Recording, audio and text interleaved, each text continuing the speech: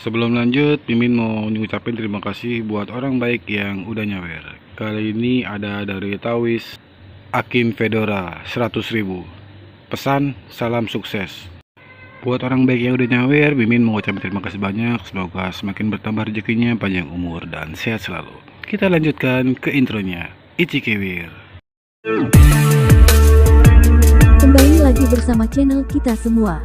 Jika Anda suka, jangan lupa komen, like dan subscribe, serta bila Anda berkenan. Selamat membaca dan mendengarkan. Perintah Kaisar Naga, Bab 3462-3464. Bersamaan dengan teriakan Bobby, anggota Sekte Langit Ming semua bersandar erat, dan semua orang mencubit formula ajaib, dan ujung jari mereka bersinar terang.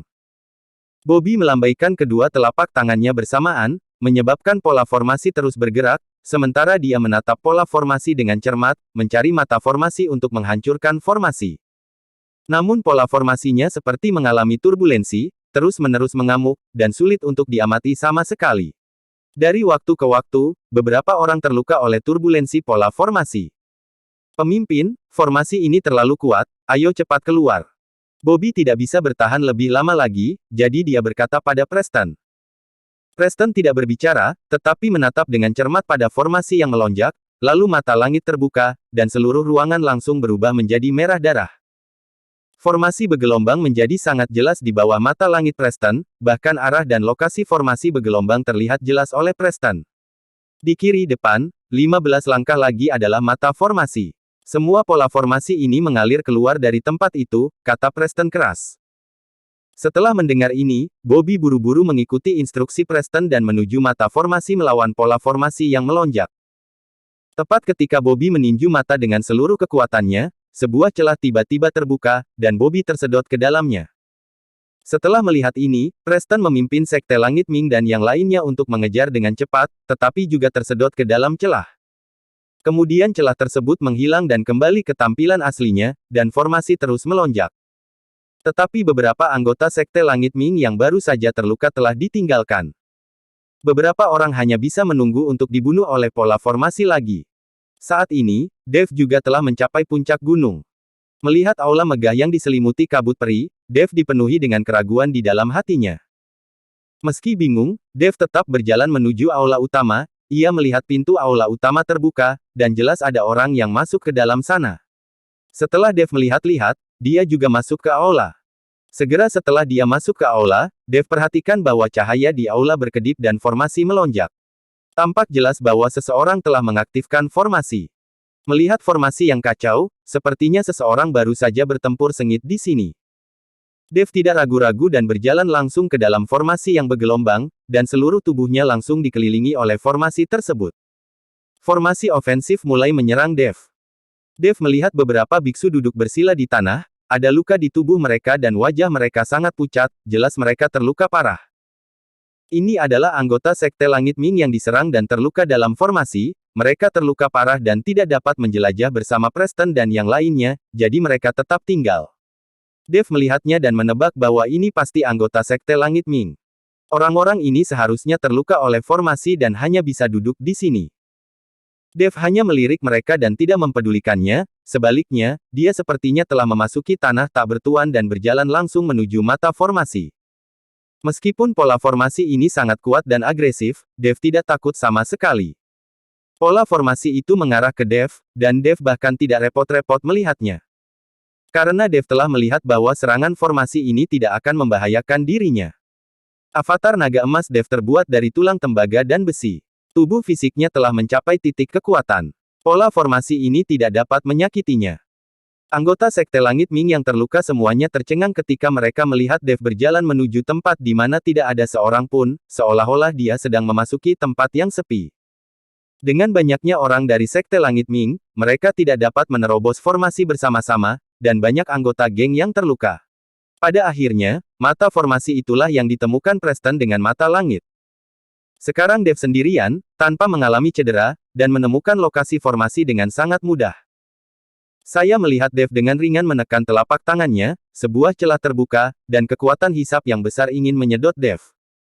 Tapi Dev menolak dan tidak membiarkan dirinya tersedot. Telapak tangan Dev bersinar terang, dan kemudian cahaya itu menyebar ke sekeliling melalui mata formasi.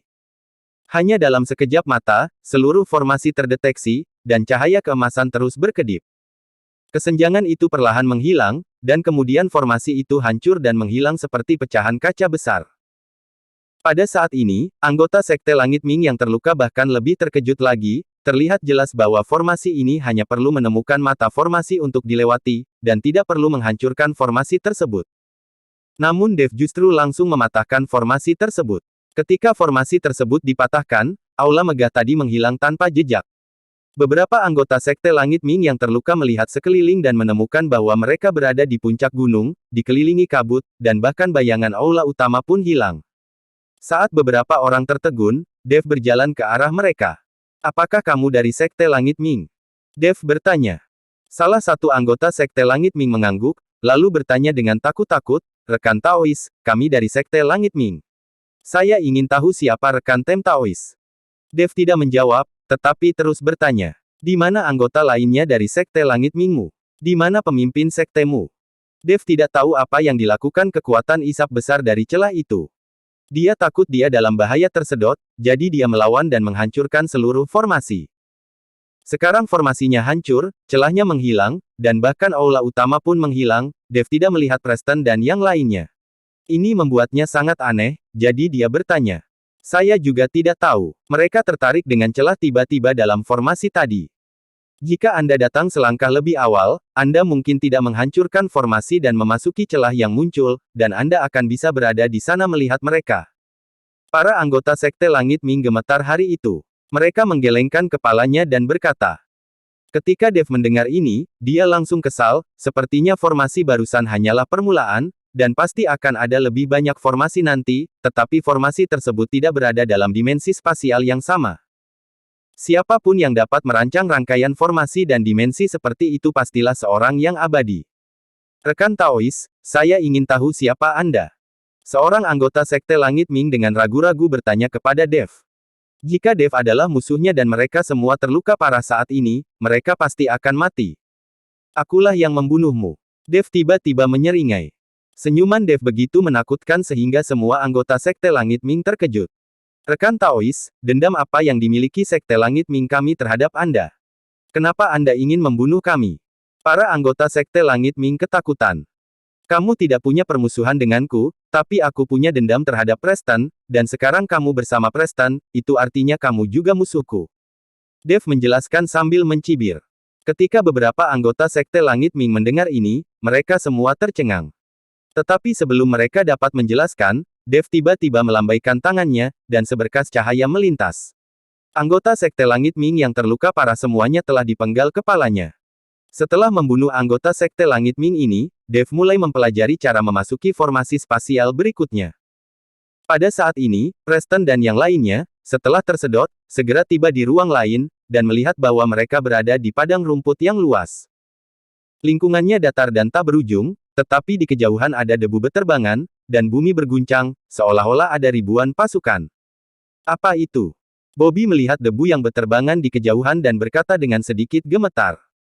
Preston juga mengerutkan kening dan menatap ke kejauhan. Segera, monster-monster datang dari segala arah, totalnya ratusan, dan monster-monster ini berukuran besar, menyeringai, dan sangat maniak. Ada banyak sekali monster, lari cepat. Ketika anggota Sekte Langit Ming melihat begitu banyak monster, mereka langsung panik. Jangan lari, ini pasti ilusi. Kita telah jatuh ke dalam ilusi. Kita awalnya berada di gunung, bagaimana kita bisa tiba-tiba berada di padang rumput? Bobby menyadari hal ini, dan dengan cepat menghentikan anggota sekte yang hendak melarikan diri. Ketika Sekte Langit Ming mendengar ini, mereka juga menyadari bahwa mereka pasti terjebak dalam formasi ilusi, dan monster di depan mereka pastilah ilusi. Memikirkan hal ini, orang-orang ini tidak lagi takut, tetapi Preston terus mengerutkan kening, dia tidak memahami formasi sihir, tetapi monster dari segala arah di depannya, memberinya perasaan dan aura yang sangat nyata. Dia merasa monster-monster ini tidak palsu, tapi sekarang dia tidak yakin. Formasi ilusi kecil ini ingin menjebakku, sungguh lelucon. Setelah Bobby tahu itu ilusi, dia mengangkat sudut mulutnya, lalu mulai menggunakan formula ajaib, dan menggumamkan sesuatu. Sebuah mantra tiba-tiba terbang keluar dari tubuh Bobby dan terbakar di udara. Energi Yin dan Yang, Ibu Langit dan Bumi, semangat transformasi, adalah untuk saya gunakan.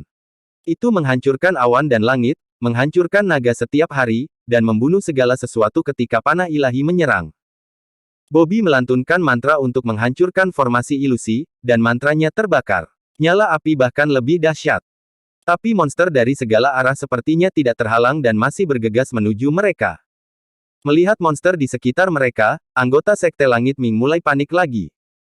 Mereka tidak mengerti mengapa teknik Bobby tidak berhasil.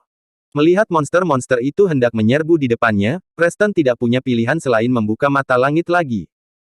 Di bawah pandangan mata langit, segala sesuatunya sama, dan tidak ada yang bisa lepas dari pandangan ini.